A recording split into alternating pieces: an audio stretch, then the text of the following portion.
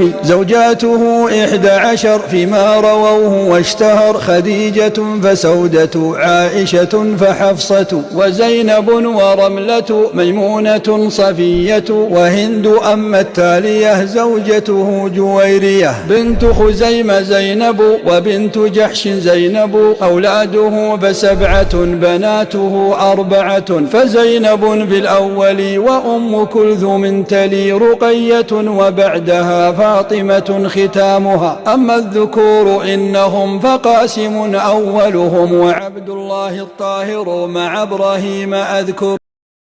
الحمد لله والصلاة والسلام على رسول الله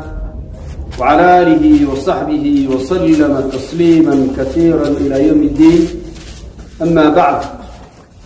السلام عليكم ورحمة الله وبركاته. waxaa biidni illaahi tacaala mowduuca aan wax iskaga sheegi doonaa uu ku saabsan yahay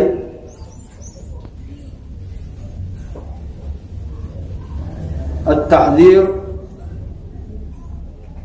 من التشبه بالكفار. digitaanka la iskaga digayo gaalada qofka muslimkaa uu isku ekaysiiyo oo dhaqankooda uu yeesho. waa mowduuc muhima oo qof kastoo muslim ah inuu ogaado oo aqoona uu yeeshaa waajib ay tahay. waxaa maanta in badan oo dadka muslimiinta dhexdooda gaar ahaan dhalinyarada rag iyo dumarba ku dhex faafsan in la isku shabaho la isku ekaysiiyo gaalada. waana arrin aada u halis badan oo shareecadu aada iyo aad ay nooga digtay. ilaahay subxaanahu wa tacaala nebi maxamed sala allahu calayhi wasalam khalqigoo dhan buu u soo diray, iyadoo waqtigaa dadka arlada ku nool dhammaantood ilaahay subxaanahu wa tacaala u cadhooday, carab iyo cajamba, ilaa dad yar oo kooban oo kutubtii hore ilaahay subxaanahu wa tacaala uu soo dejiye haystay mooyaane. waxay dadku ku sugnaayeen jaahiliya, indhala-aan iyo garasho la-aan xaqa ilaahay subxaanahu wa tacaala iyo islaamnimada ay ka nusan yihiin ayna aqoon u lahayn. ictiqaadaadkooda iyo acmaashooda waxay ahayd mid khilaafsan ilaahay subxaanahu wa tacaala sharcigiisa iyo diintiisa oo ka hor imanaysa. markaasaa ilaahay subxaanahu wa tacaala iftiinka islaamka iyo diinta xaqa ah ayaa ilaahay subxaanahu wa tacaala uu soo saaray oo nebi maxamed sala allahu calayhi wasalam khalqiga kii ugu sharafta badnaa ah ilaahay subxaanahu wa tacaala uu soo dhiibay. waxaa ilaahay subxaanahu wa tacaala uu amray in dariiqa islaamnimada ah ee ilaahay subxaanahu wa tacaala rasuulka u soo dhiibay la raaco oo lagu toosnaado, ilaahayna subxaanahu wa tacaala la weydiisto inuu ku hanuuniyo oo qofka uu ku dilo oo ku nooleeyo. وأن هذا صراطي مستقيما فاتبعوه ولا تتبعوا السبل فتفرق بكم عن سبيل ثم جعلناك على شريعة من الأمر فاتبعها ولا تتبع أهواء الذين لا يعلمون.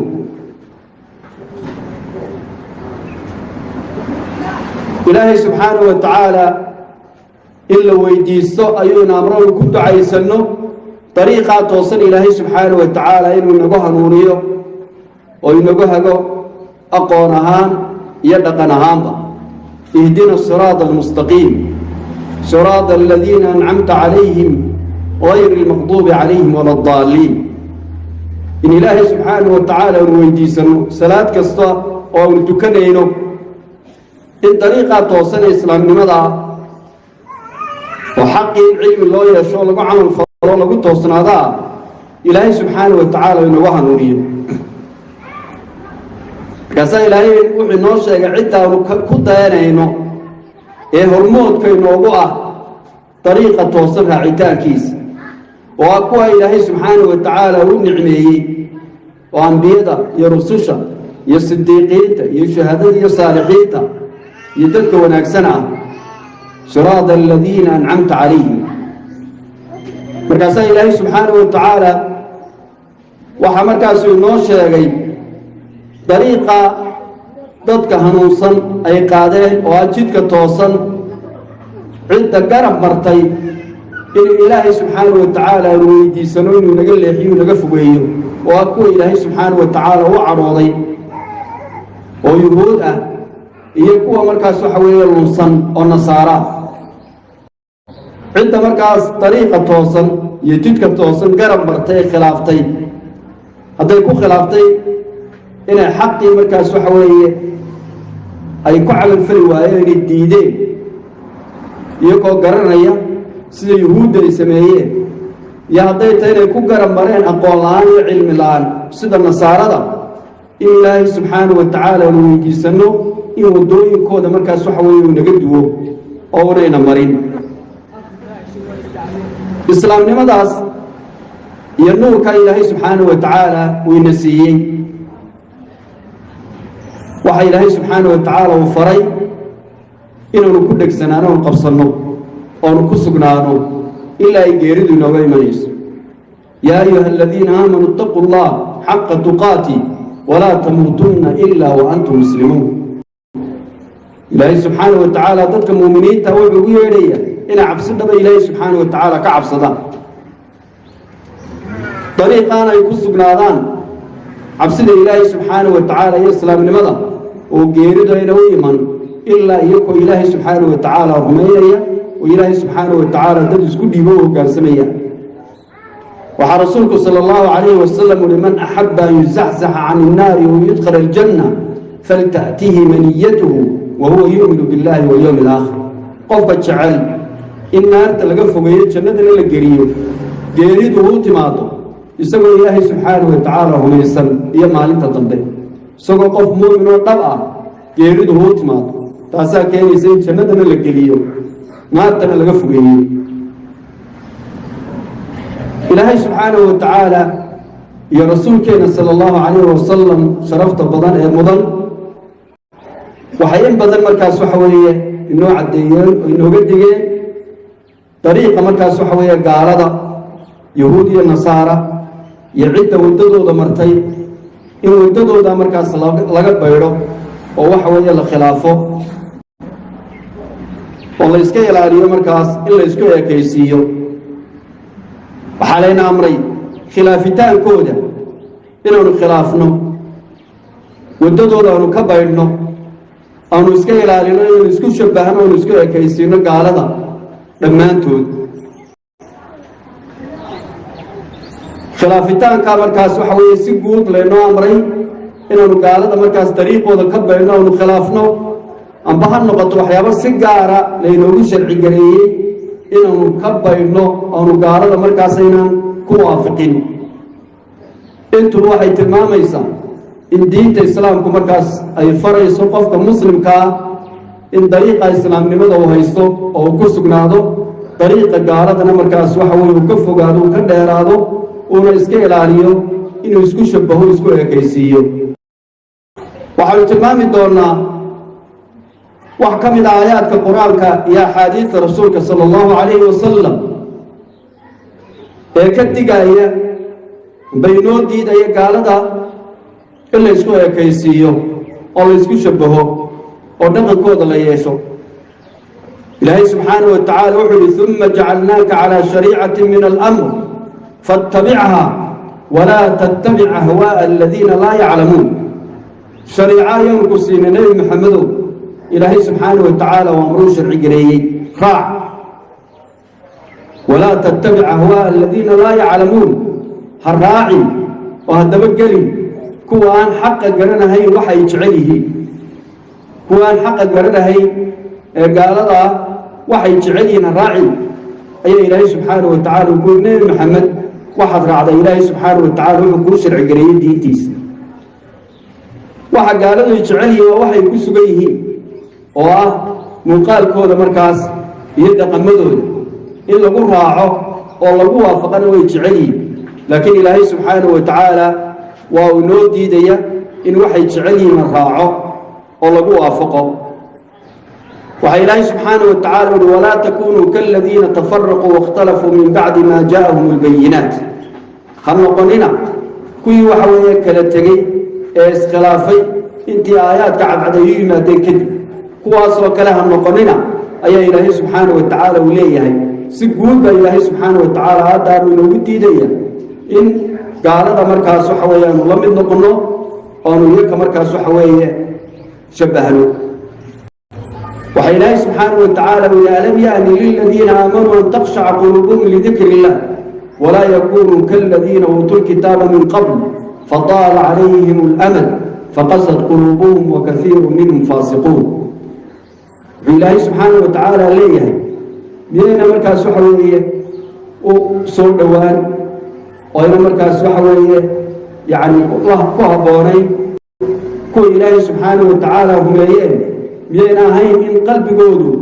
ووحوية قصوعه أو تبع الله سبحانه وتعالى فسكيس مركز إلهي وحولي ولا يكونوا كالذين أوتوا الكتاب من قبل أين النقل كل كتاب كنت تدرسيه أو كلاين لم النقل فطال عليهم الأمل وقت جبا كل يراضي فقست قلوبهم قلب جود بينجي وكثير منهم فاسقون قال كبد من فاسقين بينهم هو مركز إلهي سبحانه وتعالى والشيء قال لها أياتك المؤمنين تلو تيديا إن لم النقدان أو يكو كلا مركز أي وحوية لم النقدان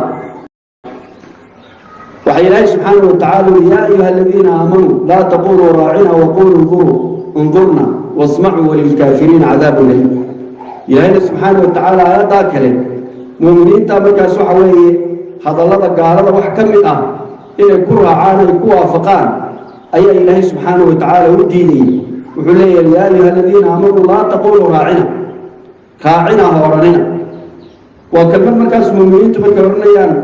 يعني وحوي waxay uga socdeen yani nasub laakiin gaaladu waxay uga jeedeen markay raacinay lahaan habaar iyo caybay markaas waxa way uga jeedeen markaas laftigii lagu waafaqo ay gaaladu isticmaalayeen baa muuminiinta Ilaahay subhanahu wa ta'ala u diiday wuxuu waqool nurna waxa tiraha nasub wasma'u walil kaafiriin adab alayhi hadalladii markaas xataa gaalada u gaarka ah ayaa Ilaahay subhanahu wa ta'ala u dadka muuminiinta u diiday إن وحوي كوا فقان أي كجم النقدان وهذا الله مركز وحوي وجدة المام يعد من الظهر مركز وحيا خلط كان أقبل كريم إن مركز وحوي الاستعمال آيات كاس يا آيات كل مركز أين شيء وحي المام يا دي تاج مركز الله سبحانه وتعالى وينود دي إن قال هذا لشربه ودده ذي المرض إلا يسكن كيسيو إلا راعوا حيابها أي شعره أحاديث رسولك صلى الله عليه وسلم هذا يدنا يقول قابل كل الدول أي إنه أدي دي إن قالت لا يسكوا كيسيو حباب كل الدول بيوش يجيسا دي تان كل الدي قالت إن يسكوا شبه قف مسلم كيسكوا كيسيو وحكم إذا الرسول عليه الصلاة والسلام أحاديثه كجور همين إن النعي دورته ومدة كمدي إن قالت يسكوا كيسيا ديجيتال وكدجاي أيها رسولك عليه الصلاة والسلام الشيء تاس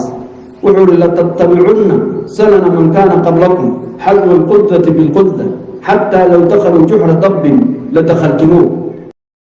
وحديث كان رسولك عليه الصلاة والسلام ليه وحد راعي دونتان دبقلي دونتان طلابون كيلو ضمدي إذا كهري أيها الصحيح لا المركز حول راعي دونتان ودبقلي دونتان حتى لو دخلوا جحر الضب اللي دخلتموه يعني قل مسعقله حتى هذا يدل كلام وكذا يجري توتن يعني meelaha markaas yani in laga gadayda ay aad markaas wax weeye waxay leer tahay sida oo adkaanayso markaas oo kale qofku markaas inuu galo ayaad kaga day doontaa rasuulka kaleey salaatu wasalaam markaas lagu yiri ya rasuulallah al-yahuud wa nasara kuwa dabagalayno ee wadadooda raaci doona ma yahuud iyo nasara rasuulku wuxuu faman hada waayo Abu Sa'id al-Khudri ayaa rasuulka kaleey salaatu wasalaam ka soo wariyay Bukhari Muslim bana xadiis uu ku jira waxa markaas arinka rasuulka kaleey salaatu wasalaam uu ka waramay in si xeel dheer gaalada waxa weeye markaas in loo daba galo ummadda muslimiinta uga dhici doonto arinkaas waa dhici doona waana sida rasuulka kaleey salaatu wasalaam uu sheegay inuu dhacay laakiin dhicitaankaas ma tilmaamayo inuu yahay wax sax ah waa digitaan rasuulka kaleey salaatu wasalaam uu ka digayo uu sheegayo waxyaabaha markaas yani akhir zamaanka iman doona iyo dhaqan xumada xun ee dadka muslimiinta qaar ka mid ah ka dhici doonta oo gaalada inay wax isku ekeysiyaan oo isku ekeysintooda aad ay u xeeleeraadaan iyadoo sida xadiis kale rasuulka kaleey salaatu wasalaam ku tilmaamay mar walba la heli doono taayifay markaas dad xaq ku sugan oo islaamnimada markaas saafiga haysta oo iyagu xumaanta ku dhacahay in mar walba la helayo ayaa rasuulka kaleey salaatu wasalaam tilmaamay tanna inay dhici doonto gaalada la isku ekeysiin doono waa uu ka waramay sida uu ka waramay rasuulka kaleey salaatu wasalaam ayaa noo dhacay waxa soo aroray xadiis saxaabiga Abu Waqid al-Laythi leeyahay oo markaas soo warinayo wuxuu saxaabada ayaa waxay soo mareen mushrikiintu waxa la geed god ah oo ay sudaan seefooda ay sudaan waxayna markaa u suranayeen iyagoo geedka godka ka barakaysanaya ayuu hubka suran jiray markaas waxay ku yiraahdeen dadka saxaabada markaa rasuulka la socday oo islaamnimada markaa waxa weeye ku cusbaa ij'al lana dhaata anwaadin kama lahum dhaatu anwaad waxaad noo samaysaa mid markaas waxa weeye wax surano noo samee sida iyagoo u leeyihiin geedka ay wax suranayaan ee hubkooda ay sudaan rasuulka kaleey salaatu wasalaam wuxuu yiri Allahu akbar ilaahay baa markaas waxa weeye weyn buu yiri isagoo arrinka aad iyo aad markaas waxa weeye la yaabay ay codsadeen in dhaqanka markaas waxa weeye gaaladu ay sameeyeen ay kaga daydaan waxa rasuulku dabeetay uu yiri innaha sunan wa wadooyinkii dadkii markaas waxa weeye ka horeeyay way qaaditaankoodii qultum walladhi nafsi biyadi kama qaala banu israa'iil muusa waxa tiraahdeen waxaan ku dhaaranayaa allah naftayda gacantiisa ay ku jirteen say reer banu israa'iil ku yiraahdeen nabiyullaahi muusa ij'al lana ilaahan kama lahu aalih waxaad noo samaysaa macbuud oo caabudno sida iyagoo leeyihiin macbuud markaas ay caabudayaan la tarkabunna sanana man kaana qablakum akhrajahu at-Tirmidhi wa an-Nasa'i waxaad raaci doontaan oo mari doontaan rasuulka kaleey salaatu wasalaam wadooyinkii dadkii markaas idinka horeeyay markaa rasuulka kaleey salaatu wasalaam saxaabada markaa la socday arrinka ay ka codsadeen ee hadalka ay kaga codsadeen ee ayna sameyn oo ah in markaas waxa weeye geedka kuwaas ay ka barakaysanayeen mushrikiinta oo kale inay yeeshaan oo markaas yani aqoonlaanta saxaabada su moodeen inuu yahay ficil bannaan rasuulka kaleey salaatu wasalaam waa uu ka digay wuxuu leeyahay waa wadooyinkii dadkii idinku horeeyay qaadaysaan arrinka aad baa rasuulka kaleey salaatu wasalaam uga digay in markaas gaalada lagu waafaqo oo waxa weeye lagaga daydo in markaas arrin dhici doono yahayna rasuulka kaleey salaatu wasalaam waa uu sheegay waxa ka mid ah xadiista rasuulka kaleey salaatu wasalaam uu kaga digay gaalada la isku ekaysiyo oo la isku shabaho xadiiska Abdullah ibn Umar uu soo warinayo in rasuulka kaleey salaatu wasalaam uu tashabbaha biqawmi fahuwa minhum akhrajahu Ahmad wa Abu Dawud qofka cid isku ekaysiya عدة مسكوية كيسير وكمية من تشبه بقوم فهو منهم قفك عدة مسكوية كيسية عدة مسكوية كيسير وكمية كاتو قفك قارة عدة كمية مسكوية كيسية عدة كمية وحولي العلامة التقي الدين رحمه الله داية يسوع تماما يابا قفك عدة مسكوية كيسية سدع إيجاله ويهي سكر مركز سحوي وقارة قريب انت وليك حديث كانوا تماما يوحوا حاران تهي ان قالت لا اسكو اكيسيه ودقن كودا لا قاتاي حاران تهي qofka gaalada isku ekaysiiyaan waxa weeye xukunkiisu wuxuu noqonayaa waxa gaaladu iskaga ekaysiiyey camal kufriya oo gaalnimo ah hadduu ka shabaho gaaladu iskaga ekaysiiyey dee gaal buu noqonaya haddii fisqi iyo dembi uu gaaladii ka raacana qof dembi iyo fisqiga uu ku dhacay waxa weeye xukunkiisa qaadanaya ayaa u noqonaya qofkuna ciduu isku ekaysiinayo waxay tilmaamaysa markaas waxa weeye dee jacayl uu waxa weeye jecel yahay bay tilmaamaysa waana arrin aad iyo aad u halis badan waayo qiyaamaha qofku ciduu isku ekaysiiyo ee waxa weeye uu jecel yahay ayaa lala soo xashrinaya almaru maca man axaba baa rasuulka calayhi salaatu wasalaam qofku wuxuu la mac noqonaya cidda uu jecel yahay qofka muslimka waxaa waajib ku ah dadka mu'miniinta ah ee toosan inuu markaas kuwa isku ekaysiiyo oo uu hormood iyo qudwo uu ka dhigto si ilaahay subxaana wa tacala ula soo xashriya yowma alqiyaamaha almaru maca man axab dadka gaalada ah ee ilaahay subxaana wa tacaala markaas ku gaaloobay ee ilaahay subxaana wa tacaala uu necab yahay yahuud iyo nasaara iyo kuwa markaas halmaankooda ana inuu waxa weeye iska ilaaliyo inuu isku ekaysiiyo saan kuwa ilaahay subxaana wa tacala ula soo xashrin yowma alqiyaamaha almaru maca man axab man tashabbaha biqowmin fahuwa minhu xaadiistaas waxay nagaga filan tahay in qofka muslimkaa dadka wanaagsan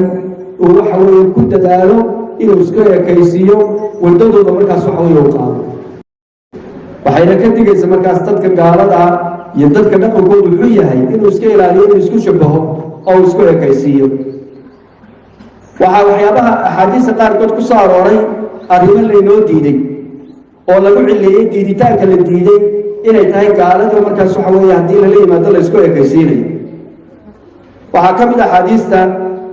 rasuulka calayhi salaatu wasalaam wuxu uhi khaalifu lmushrikiin uxfu shawaarib wa awfu lixa mushrikiinta khilaafa shaarbaha markaas ka xiira garhkana waxa weeye sii daaya buyi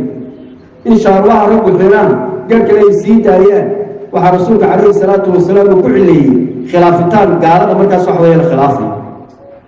waxaa kaloo rasuulku uhi khaalifu lyahuuda fa inahum laa yusalluuna fii nacaalihim walaa khifaafihim yuhuudda khilaafa kabahooda markaas waxa weye kuma tukadaan idinku kabaha ku tukada idinkoo ujeedadu inay tahay inaad gaalada khilaafaysaa waxaa kaloo rasuulka calayhi salaatu wasalaam yihi faslu maa bayna siyaamina wa siyaami ahli lkitaab aklatu sax soonkeena iyo soonka ahlilkitaab waxaa u dhexeeya cunitaanka suxuurta la cunayo markaa suxuurtu buu idiin gelinaya rasuulka calayhi salaatu wasalaam wuxuu inoo sheegaya soonka dadka muslimiinta iyo soonka ahlilkitaab waxaa kala saaraya inay suxuurta tahay waxaa rasuulka calayhi salaatu wasalaam yihi laa tarjicu bacdi kufaaran yadribu bacdukum riqaaba bacd gadaashay gaalaha noqonina qaarba kuwa kale qoortooda markaasay garaacayaan istilaya in la istilo oo waxa weye markaas dadka muslimiinta islaayaan inay dhaqan gaalada lagu shabahayo ay ka mid tahay ayaa rasuulka calayhi salaatu wasalaam inoo sheegay waxyaabaha qaarkood waxa aayaadka qur-aanka iyo axaadiistaba ku soo arooray in laga dhigay inuu yahay dhaqankii jaahiliyada walaa tabarajna tabaruja aljaahiliyati luula dumarka ilaahay subxaana wa tacaala markuu faray inay isxijaabaan oo isasturaan wuxuu ilaahay subxaana wa tacaala yidhi quruxdiina markaas waxa weye hamuujinin sidii dhaqankii jaahiliyad ahaa ee gaaladii markaas waxa weye islaamka ka horeyay dhaqankooda u muujinayay axaadiistana saasoo kale way ku soo aroortay marka waxaanu ka qaadanaynaa aayaadka qur-aanka iyo axaadiista kala duwan ee rasuulka sala allahu calayhi wasalam in layna amray in gaaladaanu khilaafno oo dariiqooda markaas waxa weeye aanu ka baydhno khilaafitaankaas mid waajiba ha noqdo ama mid markaa waxa weeye sunno aba ha noqdo in laynoo diido gaalada markaas waxa weeye la khilaafo in la waafaqo oo la isku ekaysiiyo oo dhaqankooda la qaato taana waxay markaa diinta islaamku aynoo diiday waxaanu taa uga gudbayna waa maxay xikmadda ku jirta ujeeddada ku jirta ee diinta islaamku ay u xarintay u diiday gaalada in la isku ekaysiiyo oo laynoo amray in la khilaafo oo laga baydho waddadooda waxaa taa waxa weye markaas tilmaamaya dhowr arrin arrinka ugu horeeya waxa weeye xikmada ku jirta gaalada markaas waxa weeye la khilaafo oo la shabihin aan la isku ekaysin dhaqankooda aan yeelan qofka muslimka ah waxaa la amray inuu ka socnaado gaalada أو كدوانادو إنه كقصوا على الدين تيسا عقيدة تيسا أخلاق تيسا نقل تيسا وأنتظر قارضا كسوا على كدوانادو ويقارضوا وضعها هي مكان طريقي وحوي نار أيها هي قفك مسلم كينو طريقي إلهي سبحانه وتعالى وطورت إسلام المدى يا طريقي مكان وحوي الجنة أيها هي هو إلهي سبحانه وتعالى ونحن السيء يكون إلهي سبحانه وتعالى وعرضنا وسلم إنه يسكون تحت قسمان ويسكون نقل نغضان إلهي سبحانه وتعالى وحي مكاسمه الله سآخر وقالنا الجنة يوكريا وذكم مؤمنين قالوا من النار يوكريا وحكمنا حكمة كجرتا إن مقال كسنة قالت لك الشبهه ومقال كسنة وقع يكادو وحي كينيسا إلا يسكي يكادو ووحوي عدا الشبهيسا dhaqan ka markaas waxa weeye iskaga soo dhawaada oo dhaqankii iyo akhlaaqdii iyo acmaashii la iska waafaqo haddii muuqaalka dusha la iskaga ekaado waxay taas keenaysaa in cidda is-shabahday ee muuqaalka iska shabahday ay isku soo dhawaadaan akhlaaqiyaadkii iyo acmaashii dhaqanka kalena inay iskaga ekaadaan oo iska waafaqaan ayay taas keenaysaa bal waxaad u fiirsataan dadka markaas waxa weeye inta isku labiska inta markaas waxa weeye yani isku shaqadoodu isku wax gaara ka wada shaqeeya hadday dadka markaas tusaalahaan oo kale reermiyiga kuwa geerjiraha ee isku muuqaalka dhaqankana way iska shabahaan kuwa arileeyaha dhaqankooda markaas way ishabahaan kuwa markaas shaqo gaara ka wada shaqeeya haddii yani muuqaalka guuda iyo shaqada qofku markuu ku biiro ay u tago dhaqankooda ugu yeelanaya saa dadka qaarkood waxay dhahaan kuwaas waa dadaan dhaqankoodu fiicnayn haddaad la shaqayso la dhaqan baad noqon doontaa kuwa maad iska ilaalisa kuwa waxay waata yani biroolaha maad iska ilaalisa dadka biroolayaasha dhaqankoodu u fiicnayn dadka qaar ayaa odhan insaana doon mid noqon yani sida kuwa markaas waxa weeye waxaa ka shaqeeya dhaqankoodu ma fiicnay maad iska ilaalisa يعني محقق لو بدي موقع كان مكون عندي موقع أو كلام من نقطة إن دقل كودي تاسيكين يسوع يتبع يعجودين ويشوا وحكمنا إن قال هذا موقع كمان كسوعي له خلافه بيجي وانا وحكينا يسوع إن قال هذا كسوعي له فاروق ولا ديرانه ولا جبار أو حرير كودي شعير كودي ما يشوا قبله لكن هذه موقع كل إسقاط فقط قال هذه أو نقل كل إسقاط كانوا waxay taasi keenaysaa in gaalada markaas waxay qofka muuminka u jeclaado gaalka in la jeclaadana ilaahay subxaanahu watacaala wuu xarimay in la naco oo gaalnimada lagu nacana ayuu ilaahay subxaanahu watacaala waajibiyey yaa ayuha alladii laa tajidu qawman yu'minuuna billahi walyawmi alaakhir yuwaadduuna man xaadda allaha warasuulahu ilayhi qof muumina oo ilaahay si dhaba u rumaysan oo ku ilaahay colaadiye jecel ma helaysid baa ilaahay subxaanahu watacaala weydi marka muuqaalka laga waafaqaa waxay keenaysaa markaas in qalbigii gaalada laga jeclaado jacaylkaasina waa mid xaaraana qofka muslimkii uu gaalada jeclaado uu qalbiga uu ka jeclaado waa shay xaaraana waxaa waajiba dadka muuminiinta inuu jeclaado oo wax weeye u xidhiidhiyo idan halkan waxaa ku jirta in muuqaalkii markaas waxa weeye gaalada laga fogaado oo laga dheeraado waxay keenaysaa in dhaqankii gaalada iyo caqaa'idtoodii iyo acmaashoodii laga dheeraado haddii muuqaalkii la iska waafaqana waxay taasi soo dhaweynaysaa oy fududaynaysaa in dhaqankii iyo caqaa'idii la iska waafaqo haddaad eegtaan dadka waxa weeye gaalada la dhaqma ee waxay markaas dhex gala iyagoo muslimiina waxaad arkaysa siduu u raadeeyey dhaqankii gaalada ee uga muuqdo iyadoo markaas ayna waxa weeye ayna isugaynba ayaa dhaqankoodii iyo caadaadkoodii ayaa yeelanayaan oy qaadanayaan nin markaas waxa weeye sheekha oo wadamada gaalada ka yimi ayaa maalin wuxuu igu yidhi qof waddanka gaalada tegey hadduu kugu yidhaaho dhaqankii gaalada waxba igama soo gaadhin aniga iga kula hadlayana aan noqday qofkaas been ku sheegay oo howbii buu yidhi in yani sheekha wa yani dhex jooga qofkuu dhex joogo gaaladii ee waxa weeye habeen iyo maalinba markaas waxa weeye dhaqankoodii iyo muuqaalkoodii iyo hadaladoodii maqlayo arrinkaas waxay keenaysaa raad bay qofka ku yeelanaysa qalbigiisana raad bay ku yeelanaysaa muuqaal kiisa raad bay ku yeelanaysa diinta islaamku taydiiday sanawaad sida awgeed markaas waxa la sharci gareeyay qofka muslimka inuu ka hijroodo wadanka gaalada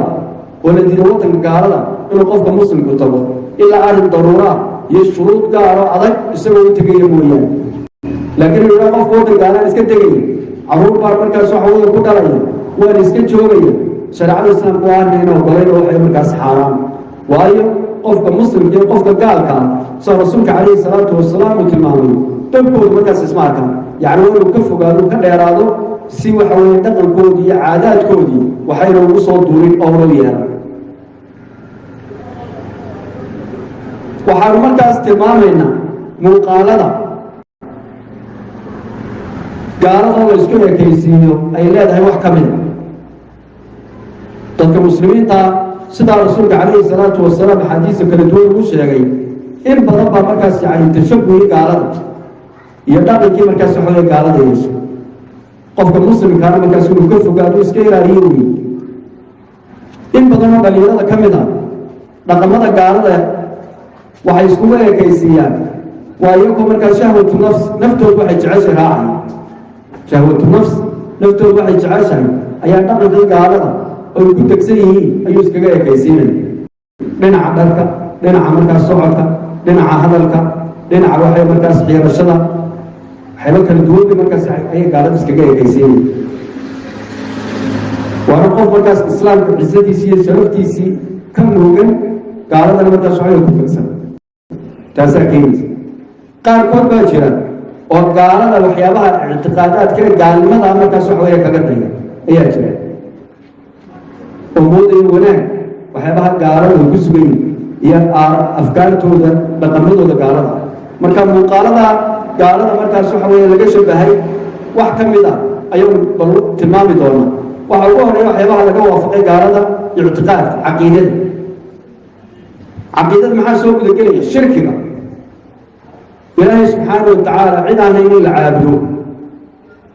qubuurta cidda ku aasan markaas waxa weeye in lagu fidoobo la caabudo yaa shirkiga iyo gaalnimada cidda markaas waxa weeye haddii lagu dhaco laga shabahayo ee lagaga ekaanayo waa gaalada waa diinta islaamka beri bay ka tahay markaas shirkiga iyo gaalnimada لعنة الله على اليهود والنصارى اتخذوا قبور أنبيائهم مساجد ورسولك عليه الصلاة والسلام إلهي معظ اليهود والنصارى قبور أنبياء ذكرت المساجد لا المكان سحوه كنت كتاب عابدان أي أكرت ما رسولك عليه الصلاة والسلام سوى كدك عليه القبور تذكر ولا أكثر إلى في الدور وإلهي سبحانه وحوه مركز العالم وحكمت حيبها يعني عقيدة تذكر قاركت قالت كشبه سليم كي اسكو طلابتي اللي حدو طابا يعني معلطب كي حدي ووحي مكرم ساي الشعار كي قال لماذا موجيني وانا الشيء حاران قالوا شدي سيئ حدي شدي مذاهبتا فكري قال لماذا كمدا إن وحوي مركز الرهمين والاعتقاد سر علمانية وكذا علمانية مركز وحوي يقفوا لها دين تحربا كان أنه الدين مركز واحد دين رهمية راتين ولا شيء لما عمري سميت شرطه nolosha markaas diintu ma maamulayse haddaad diin aaminsan tahay adigu markaa hadday iska salaada iska tuko oo iska soo laakiin diintu nolosha ma maamuso waxaa ka mid markaas nidaamka waxa weeye dimuqraadiyadda oo dhaqamada gaalada ka mid oo qofku waxa uu doonaya ha sameeyo inaga waxaa laga yaabaa in badan muslimiinta ka mid ah afkay ka leeyihin dimuqraadiyadda laakiin xaqiiqada macnaheedii waxay tahay in badan ka mid ma garanayo laakiin waxa weeye waa xorriyad mutlaqo dhamaystiran وقف كل دولة إلى راها سمين نفتي سوحي جعلش دتك وحي دولة ها سمية دين يوحي مقرن ساي يا أمر لقى قادنا ووحك لو ما هو قف كسوي دولة ها سمين وهذا قام مركز سوحي عقيدة كسرسل وهو حوي كلمة قف كمسلم كان لو بهاي وكون قالوا إسلام ماذا مركز سنة وهم وهكذا العبادات قال لي إليه وقف مركز سوحي لينا وعبادات كي قالها أي سمايان وقالت المسلمين تقال كم ذا جمع لك قال كل كلا قيب قادني وانا الشيء مركز سحيان كاس حارانا وانا قالت وددو دي مركز سحيان للمري قفك مسلم كان عبادته عابدية إلهي سبحانه وتعالى وكو عابده وعباده خلاص كسر الإنسان وإلهي سبحانه وتعالى وبرحتري أو قال وحي إلهي من أيانا ووحي الشرك يقالما وإلهي سبحانه وتعالى مركز أنه برح ترمي قفك مسلم كي يقوى وكقد ذلك وشر حرام وهكذا مقالة قال الله يسوي كيسا يلانيسو عادات كود يبدأ قمدو وقار كاين يسو dhaqan loo dhaqanka waa dhaqan gaalo oo qofkaas dhaqankii gaalada ay leeyihiin waa in markaas waxa weeye iska ilaaliyo in laga gadana waxa caadaadka iyo dhaqamada gaalada meelo kala duwan baa markaas waxa weeye dadka muslimiinta ay ka soo galeen meelo kala duwan ayaa dhaqamadooda markaas waxa weeye la yimaada ay ka soo galeen qaar badan kaysan yani rag waxa weeye dhagaha doorashada iyo dahab ku xiranay qaar badan kaysa markaas waxa weeye arooskooda fargalka gaalada markaas waxa weeye isku geliyaan waxa weeye isku gelinayaan marka caadaadka iyo dhaqamada gaalada waa in laga digtoonaado waxaa ka mid ah waxyaabaha dhaqamada gaalada ee la iska ilaaliyo ay xaaraanta tahay ee tashabuha noqonaya ixtifaal acyaad ilkufaar in acyaadda gaalada sida sanadkan markaa miilaadiga cusbaan maalintii wintaynu soo maray ee gaalada u dabaal degaan in qofka muslimku u dabaal dego waa gaalada markaas waxa weeye wadadoodii lamarayo la isku shabahayo la isku ekaysiinayo waana shay xaaraan oon bannaanay ciidooda markaad u dabaal degayso waxay ku farxsanaayeen baa daya waan kugu waafaqsanay waxaasuna wuxuu ku salaysay caqiido gaalima ma qof ilaahay subxaana wa tacaala ku gaaloobay oo islaamnimada neceb oo dadka muslimiintaa neceb u colaadeynaya sideed wuxuu ku farxaya farxaddiisa uga qayb qaadanaysa iyagoo mar walba markaas islaamka si wagaagdaameyn lahay inay dhabarka uga jebin lahayn ka shaqaynaya oo waxa weeye kitaab musxafkii qur-aanka hadalkii ilaahay gubayo jeexjeexayo rasuulkeedii sala allahu calayhi wasalam sharafta lahaa caayayo sida u suurtogelaysa qof muslim oo qalbigiisa imaan ku jiro waxay jecel yihiin inuu farxaddooda ka qayb qaato soo ayar dara maaha waxaa ka mid a mawdaatu libaas mawdooyinka markaas dharka in gaalada lagaga dayo oo labiska gaalada ee waxa weeye ay xidhanayaan in muddadooda qofkii muslimka u xidho waana dowtii badan oo dhallinyaradeena ka mid a rag iyo dumarba waxay markaas ku dagmeen oo waxa weeye ay yacni daba socdaan si ay dhalaan dharka gaalada xidhaan weliba gaalada kuwa xidhaan kuwa ugu liita gaalada ayay dharka kaga dayaan qaar surwaalo jeexjeexan xidhanaya qaar surwaalo ka dhacaya markaa xidhanaya dumar hablo markaa dhar dhajisa markaas waxa weeye xidhanaya oo marba marka ka dambaysa sii bedelaya qofkaa markaas ilaahay subxaana wa tacaala yacni garan waayey ee ilaahay subxaana wa tacaala waxa uu u carooday ee garanahayn ilaahay subxaana wa tacaala xaqiisa siduu inuu guto ee ilaahay cadho gelinaya ee dadka kuwa ugu liitaa sideed markaas waxa way ugu dayanaysa haddana kuwii ugu sii liitay ugu hooseeya seed ugu dayanaysa kuwii nolosha ka dhacsanaa ee dhaqamada xun lahaa gaalada bal qofkaa ku dagmaayo ka war meena ayaan dara ahayn wax aad iyo aad looga mugo waxaa ka mid a markaas xataa qaababka timaha loo jaraayo loo xiranayo qaar gaalada kaga dayanayo oo dhinacyada xiranayo oo waxay markaas qaabab kala duwan timaha u xiranaya iyagoo gaalada kaga dayanaya waxaa ka mid a waxyaabaha kudaashada gaalada noqonaya istimaacu laqaani heesahoo la dhegeysto qur-aan yacni gaaladu waxay dhegeystaan dhegeysigooda waa heesaa qofka muslimkana dhegeysigiisu waa qur-aan marka heestii hadaad sidii qur-aanka kale aad u dhegeysato qof dhaqankii gaalada hayaa qofka muslimkaa samaaciisa qalbigiisu ugu degay waa qur-aanka laakiin heesaha waa shaqada markaas waxa weye shaydaanka iyo gaalada ay ku shaqaystaan waana shayga markaas zinada iyo xumaanta fududeeya waana shay qofka qalbigiisa ay dejinaya waa shay qofka ka mashquulinayo ka waxa weeye seejinaya cibaadada iyo xuska ilaahay subxaanahu wa tacaala waa in laga digtoonaado la iska ilaaliyo waxyaabahaasoo dhan atashabuh bilkufaar weeye gaalada la isku ekeysiiyey qofka muslimka waa inu iska ilaaliyo masalada ugu dambaysanu ka hadlayno waxa weeye gaalada oo la isku ekeysiiyo oo dhaqamada kala duwan la iskaga ekeysiiyo xukunkeedu waa maxay waxay ku wareegaysa mid gaalnimo noqonayso qofka islaamka uu kaga baxaayo iyo mid noqonaysa waxa weeye dembi kabiira oo macsiya رسولك عليه الصلاة والسلام يقول من تشبه بقوم فهو منهم. وعلى العلماء حديث كما كان يشرح أيام تشبه مطلقا لما يسكتر أنا قال قف قال وحوه فوق كده يعني حتى وحيامين قال لنا السوق اللي كده يصير قال ما هي المقارنة والتشبه ما يصير قال قالوا على التشبه واحد لا يقولوا كده إذا دو قال لي قالوا المقارنة حطوه كده إذا فسق مركز وحوي فجوري هنا ده فسق هي معصية ذنبي أي المقارنة waxay markaas u noqonaysaa qofka gaalka waxa laga deenay gaalnimadu noqon kara sida shirkiga